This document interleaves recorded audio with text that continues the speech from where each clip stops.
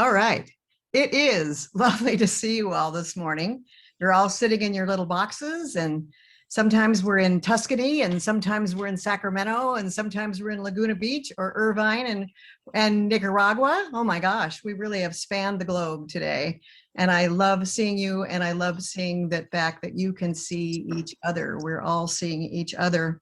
Our worship team this week, Pam Floodman, who is our worship chair, as well as the tech this morning, and the music director, Carol Cool, who always brings us the sprightly music that she delivers so beautifully. And for creating our wonderful e-blasts every week is Rachel Daniels, and posting these on Facebook is Cindy Williams. We all welcome you. So we literally welcome you, and we welcome each other home. Welcome and welcome home. If you have a chalice or a candle nearby that you would like to light with us, you can take that now. Looks like a few people do. And of course, we light the chalice at the beginning of every worship service, and there are people who have been lighting and will light chalices across the United States and Hawaii and even in other parts of the world today joining us. And this morning, I'll share my favorite chalice lighting, which was the one that my 4-year-old and I attended in an old wooden rotting building in the woods in Seattle for our first children's chapel. And we've said it here before, and I would love to say that now to you 34 years later. May the light of understanding illuminate our darkness. May the warmth of caring bring us healing and peace. We are the warmth. We are the light. Love that one. Our centering thought will be on the screen. You'll be muted still, and if you're not muted, please do mute yourself.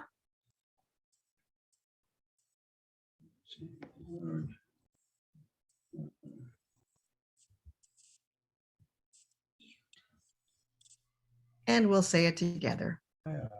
I do not at all understand the mystery of grace, only that it meets us where we are, but does not meet us where it found us. And that's one of my favorite authors, Anne Lamott.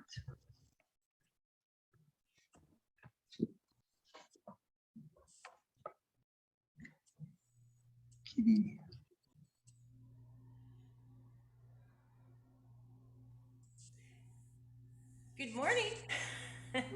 Sorry. We are going to sing together When Our Heart is in a Holy Place. When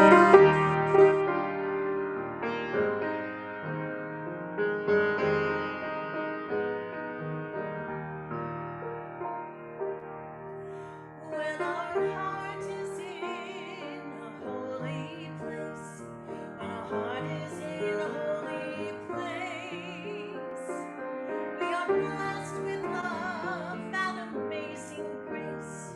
When our heart is in a holy place, when we trust the wisdom in each of us, every color, every creed and kind, and we see our faces in each other's eyes. When our heart is in a holy place,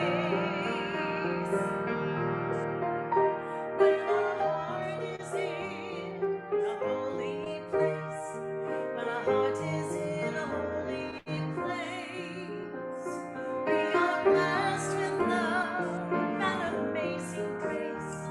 When our heart is in a holy place, when we tell our story from deep inside, and we listen with a loving mind, and we hear our voices in each other's words, then our heart is in a holy place. When our heart is in a holy place, when our heart is in a holy place, we are blessed with love and amazing grace. When our heart is in a holy place, we share the silence of sacred space, and the God of our hearts stirs within.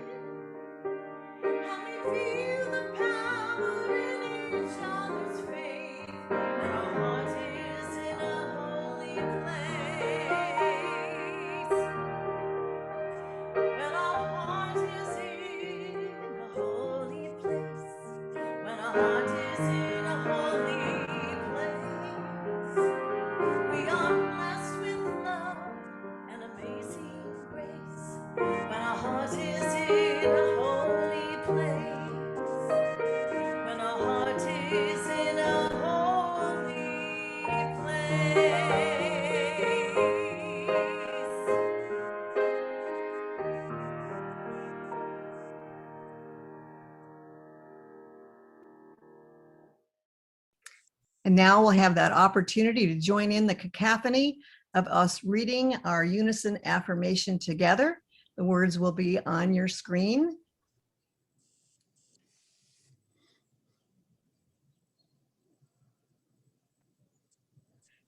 May we be reminded here of our highest highest aspiration and inspired to bring our and gifts inspired of to love bring and our service gifts, love and of love service and to the service altar of to the humanity. altar of humanity.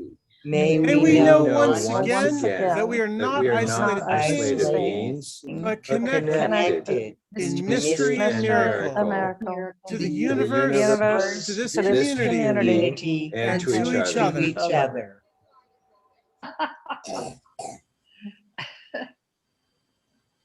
If you find that you are not muted, if you would mute yourself now, please. What is interesting about the song that you heard this morning in our music video, it was written by Steve Young, and it was recorded by the Eagles in 1969. But it's interesting what Young had to say about it. He said, I wound up writing this song that I never dreamed anybody would ever relate to or understand or get. And still, I don't understand why it was successful, actually, because I don't exactly know what the song means. Consciously, he said, I wrote a song about a girl and a road in South Alabama, but I think on another level. The song has something kind of cosmic that registers in the subconscious. The number 7 has all of those religious and spiritual connotations in the song, and you can listen to the song again if you want to, because you can just hit the link in the email that was sent to you, inviting you to join the service.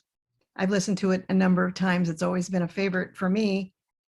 Young describes these high bank countryside dirt roads with mossy trees hanging down, old cemeteries, very beautiful, exceedingly beautiful on moonlit nights. For me, it is the a cappella 5-part harmony. It moves right into my heart and it stretches out through my body every time I hear it. For me, it is the essence of what good worship is. It's not about information, it's about inspiration. We may learn something in a Unitarian Universalist worship service, and we often do, but often what it is we learn is about ourselves and how we are connected with each other in heart and spirit and mind. We can't exactly put our finger on it. It's something like love. Love is experienced by all of us, but yet it is so personal. So now it is time for that personal sharing of joys and sorrows. And you're going to hear a little disclaimer there that tells us it's not going to be recorded, because it is not. And now we'll have our offertory, and that screenshot will be up on your screens now, and you can take a look, and you probably have your favorite way of contributing to the congregation. And as we need to know that even the smallest contribution is important.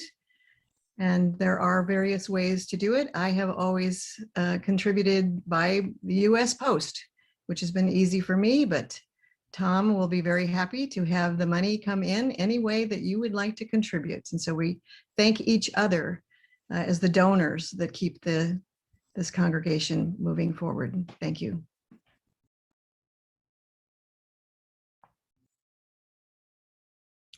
Now, if you'll please find yourself in a comfortable position there in your little box. Close your eyes if you wish, or gaze at the beautiful image on your screen, which Pam found of the San Bernardino Mountains. Take a gentle breath in and then let it out, and allow your body to relax. Sometimes I start with my hands, resting them in my lap. I focus on my hands, and sometimes they just seem to lose feeling. It is as if they become light and float away. Letting our shoulders drop and then drop even some more is a cue to us that this is our time to let go of what is outside of us and settle in. Eyes soft, teeth slightly parted, jaws become soft, our gentle breathing. I'd like to share with you the words of John O'Donohue, Irish poet, former Catholic priest, writer of many books of blessings, an academic and a mystic. If you ever want to hear him, just Google John O'Donohue and you will hear a wonderful Gaelic accented voice reading his poetry and his blessings. He wrote, "There is a quiet light that shines in every heart. It draws no attention to itself, though it is always secretly there. It is what illuminates our minds to see beauty, our desire to seek possibility, and our hearts to love life. Without this subtle quickening, our days would be empty and wearisome, and no horizon would ever awaken our longing. Our passion for life is quietly sustained from somewhere in us that is wedded to the energy and excitement of life. This shy inner light is what enables us to recognize and receive our very presence here as a blessing. We enter the world as strangers who all at once become heirs to the harvest of memory, spirit, and dream that has long preceded us and will now unfold. It will nourish us. It will sustain us." Let's now ponder these words alone and yet together for a few moments, and then Carol will play us back when it appears that you are ready.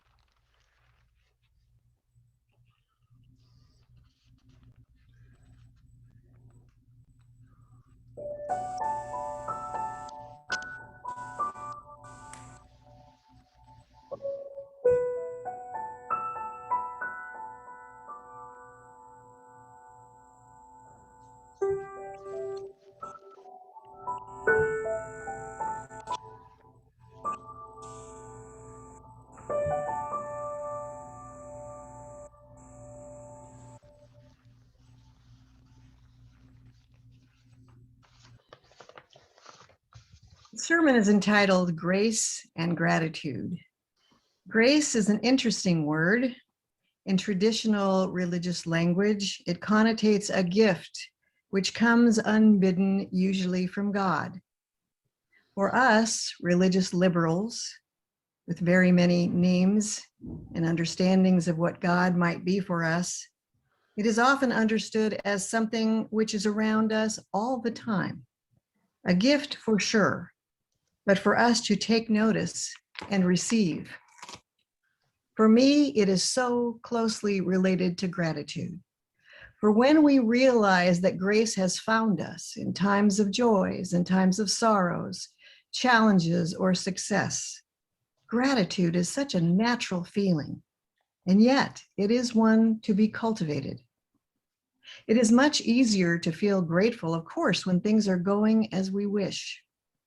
Much more difficult when we have to parse out what we are learning when challenged with an experience we did not wish, which is hard. This is not to say that challenges, especially serious grief and loss, are things about which we would immediately feel anything like gratefulness. Because all of our feelings require time and space for us to process them. Sometimes for a long time, and sometimes forever, even though it changes as we change. We are everything we have ever experienced, and our lives do change all the time. And if we are fortunate to have individuals and a community to walk with us, our perspective broadens and we see new horizons opening for us. And when things are going well, sometimes we simply forget to offer up some thanks. And at other times, whoosh, something could have gone one way or the other, but somehow it was so good. And we say, thank you and thank you. And sometimes we receive a little email or a text or a beautiful e-card, which I just recently received. It made me cry with joy. It made me say, thank you for thanking you and for thanking me, for thanking you, for thanking me. And I'm sure that if I had sent another thank you, we would have continued on that road of thankfulness, which is all right, really. I like what one of my favorite authors, Anne Lamott, who you heard from this morning in our quote, says about thanks. Most of us figure out by a certain age that life unspools us in cycles, some lovely, some painful, but in no predictable order. So you could have lovely, lovely, lovely, painful, painful, painful, lovely, painful, which I think we all agree is probably not real fair. She goes on, you don't have to like it. And you're always welcome to file a brief with the complaint department.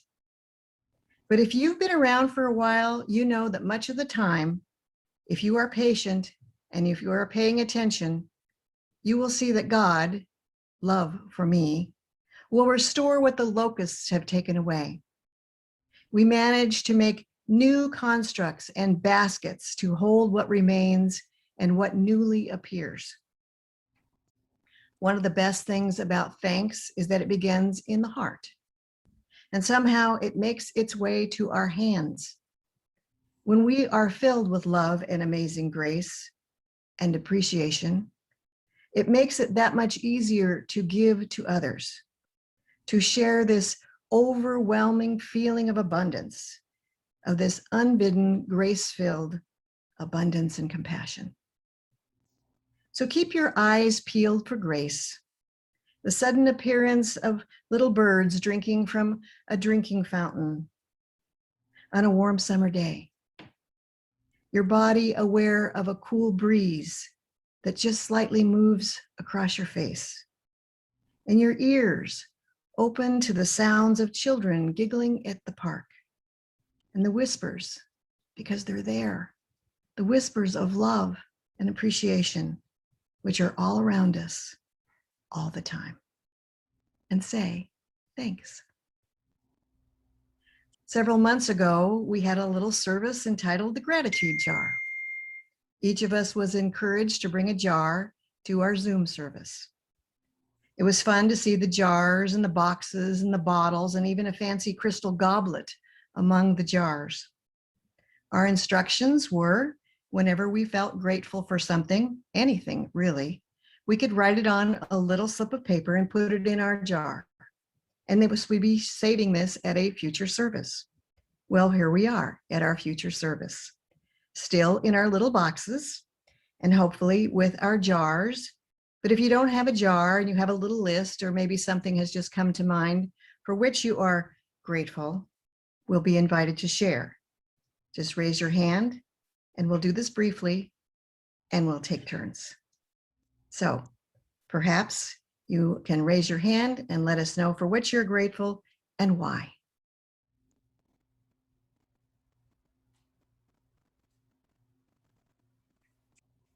Looks like Noreen has her hand up.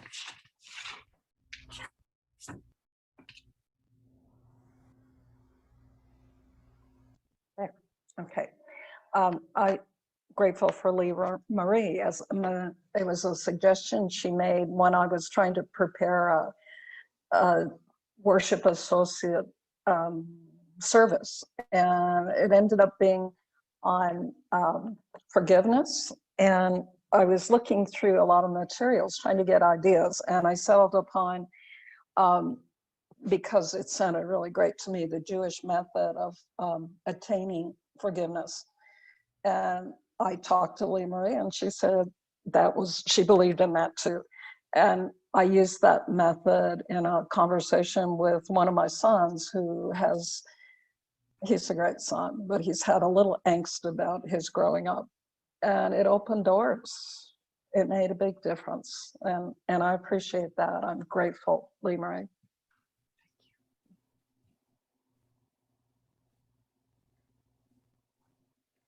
Carolyn. Yeah, hi. I'm grateful to my son Carrie, who comes every other week and mows my lawn and usually leaves my grandpuppy Gracie, who is the epitome of grace. And I'm just very thankful that my son is here. And even though I miss you guys so much, anyway, thank you. Your puppy, grandpuppy Gracie epitomizes grace. How perfect. Yes.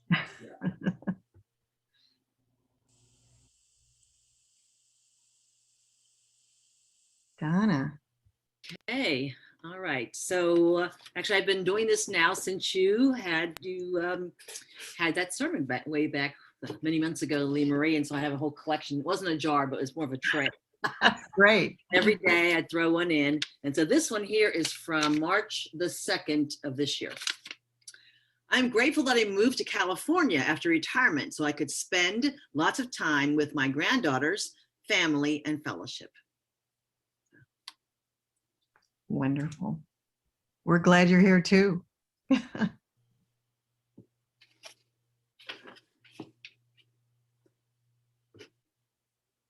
Is there anyone that has, oh, there she is, Sherry. Okay. I'm very, very grateful for all the love and support that I got from my family. Of course, especially Robert, my daughter, my son, my granddaughters, and friends during the challenge of facing the cancer. And it was so important that I think, and so strong, the love that they gave me, that I think that was the most important thing in my getting better. Wonderful.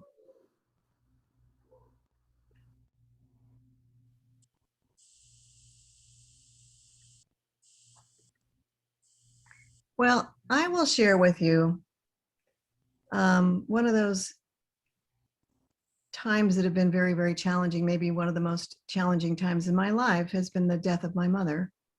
And so much grace, so much understanding of who she was and why she was and what she was in my life only came to me after she passed.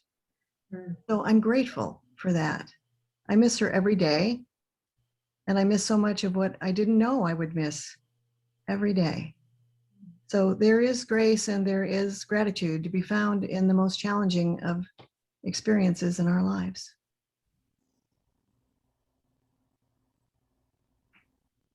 Carol. Good morning. So, this morning, can I lie? So here's my list of things that I'm grateful for.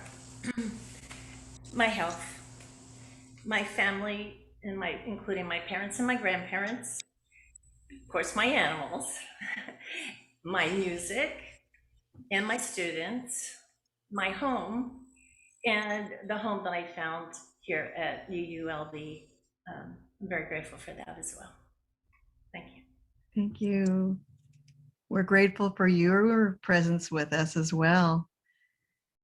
Thanks. Rachel. I'm in Hawaii, so I just grabbed a handful of them and brought them with me in a baggie. Oh, nice. Yeah. So I picked up, and I found that it's really good to date them. So I just was looking at one from February, and I had my foot operation, and I put down, I'm very grateful for Brian's cooking, because Brian's really a good cook. My daughter coming down to take care of me, and I'm grateful for the foot operation. Then I have another one where I went and walked upstairs to dispose of recyclables and ran into their granddaughter, and she showed me how she can dance. And, you know, so it became this whole thing where she's doing twirls and this, and I don't know, it was just made putting the recyclables away so fun.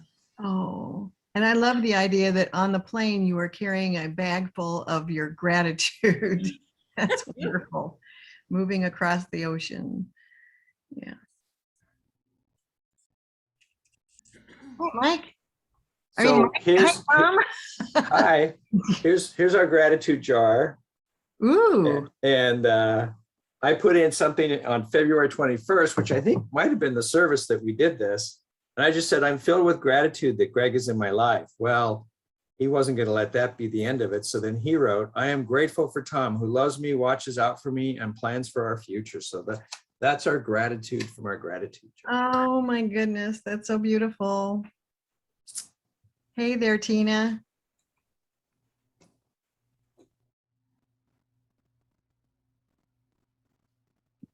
Okay, I did it. You did it. I have my little jar and I picked out the only pink or lavender note in there, and it's from February because I dated him too. I'm grateful for Zoom at noon. It's something I look forward to on Fridays. Talking about family, immigration, cultural experiences, including my living in Yugoslavia for over a year.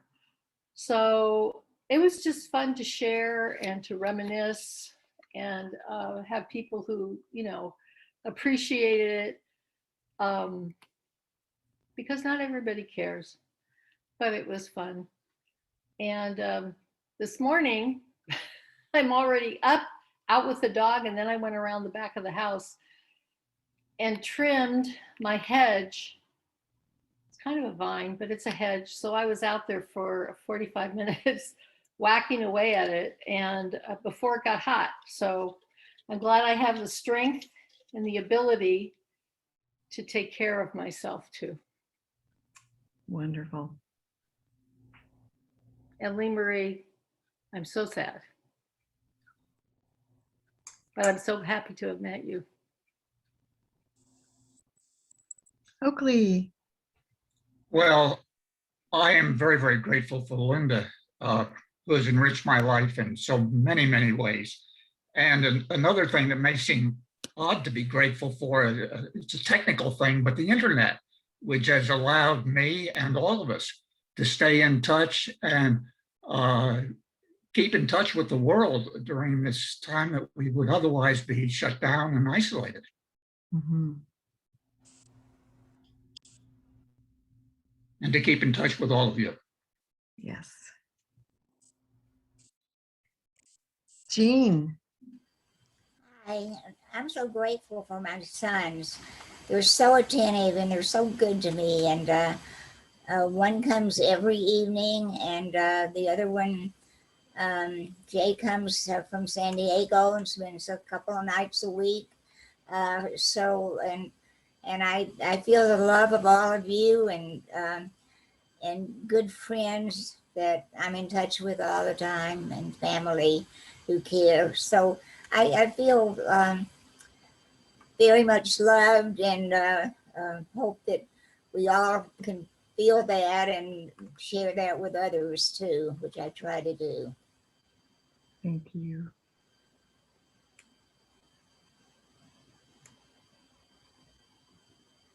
Ross. I'm going to mention two. I'm grateful for the woman that's next to me, Annie, and she's been a light and a help, and it's been wonderful to have grown with her. And I'm just going to leave it at that.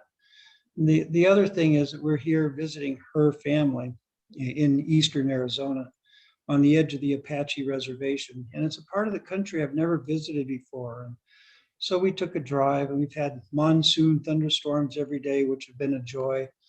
And we took a drive through the reservation to the other side of the mountains. And gosh, we saw pronghorns, and we saw great elk and wild horses and Wild cows on the road, and just beautiful scenery that I really didn't know was here. And it was just wonderful. I was able to take a short hike around where we are, and halfway through the thunderstorms opened up, and I was able to hike for an hour and a half and still take a few pictures through the rain and come out okay. And just for the blessings of our natural surroundings and for the planet that sustains us.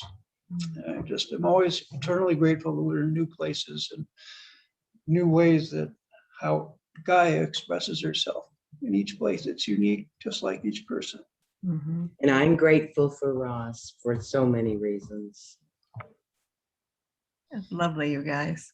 I love both of you so much.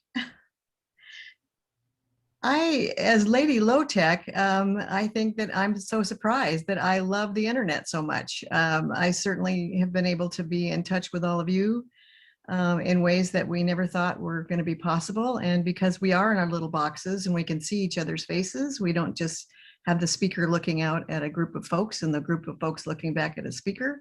We can all actually enjoy each other's faces and be in closer proximity than we would be if we were in the room together, which is lovely. And I was just going to tell Ross that I hope that he puts his photographs on Facebook. And I think I'll mention something about that now. I know that you have experienced before with ministers leaving that they decide to remove all of their connections with people in a congregation on Facebook, and I'm not going to do that. We have in our cluster of ministers at the beginning of every year, we kind of check it out with each other that we can still keep those folks that we want to keep as our Facebook friends as Facebook friends. And one of those reasons is because so many of us, we go to Debeneville or we participate in maybe a movie group or a book group or something in another congregation, and we become friends. So if you have not Facebook friend me, you can do that, and I can accept that. And then we can stay friends if we choose to, and share things like the pictures of the monsoon rains that I'm hoping to see soon from Ross. So thank you so much for participating in the gratitude jars. And of course, you've got your jars. And if you don't have a jar, you have a box or a goblet or whatever, and you can continue to do that. And hopefully that will bring you some sustenance, because I know for me, when times have been tough, I go to my little space and I pick out a slip, and darned if it isn't just the right thing that I need to see and know that for which I'm grateful. So thank you, everybody. And so now our closing hymn, Carol. So today I want you to all sing out from your bottom of your heart for Lee Marie, to Lee Marie, as we all sing together for all that is our life.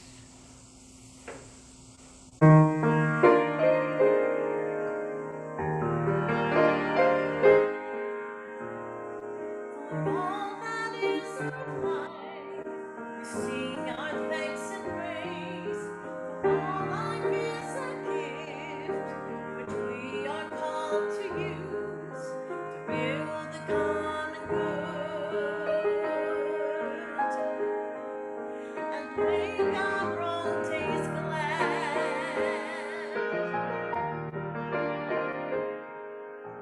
For needs which others serve, for services we give, for work and its rewards, for hours of rest and love, we come with praise and thanks. All that is our life.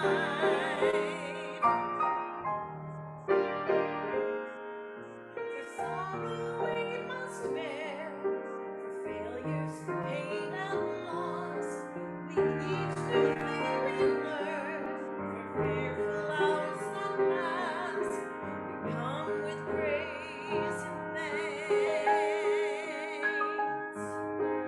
All that is our life. For all that is our life, we sing our thanks and praise. For all life is a gift, which we are called to use to build a common good. Make our own days glad.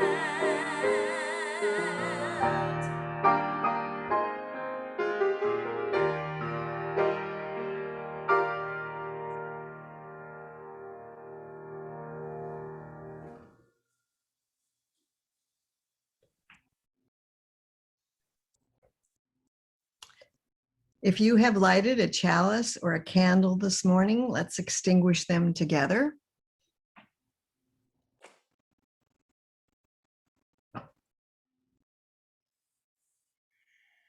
Now, with gratitude in our hearts and hands ready to serve, we've extinguished our chalice, but not the light of love which calls us forward. The benediction is the words from Seven Bridges Road. For my thanks to all of you. There are stars in the southern sky, southward as we go. There is moonlight and moss in the trees, down the Seven Bridges Road. Now I have loved you like a baby, like some lonesome child. And I have loved you in a tame way. And I have loved you wild. Sometimes there's a part of me that has to turn from here and go. Running like a child from these warm stars down the Seven Bridges Road. There are stars in the southern sky. And if you should ever go, there is a taste of time, sweetened honey, down the Seven Bridges Road. Amen. Blessed be. And believe me, I will love you forever. Now it's time for our virtual cafe. But first, we're going to sing Let There Be Peace on Earth. And first, we're going to sing Let's Be Let There Be Peace on Earth. Thank you, Carol. If I can get through it. Join me, please.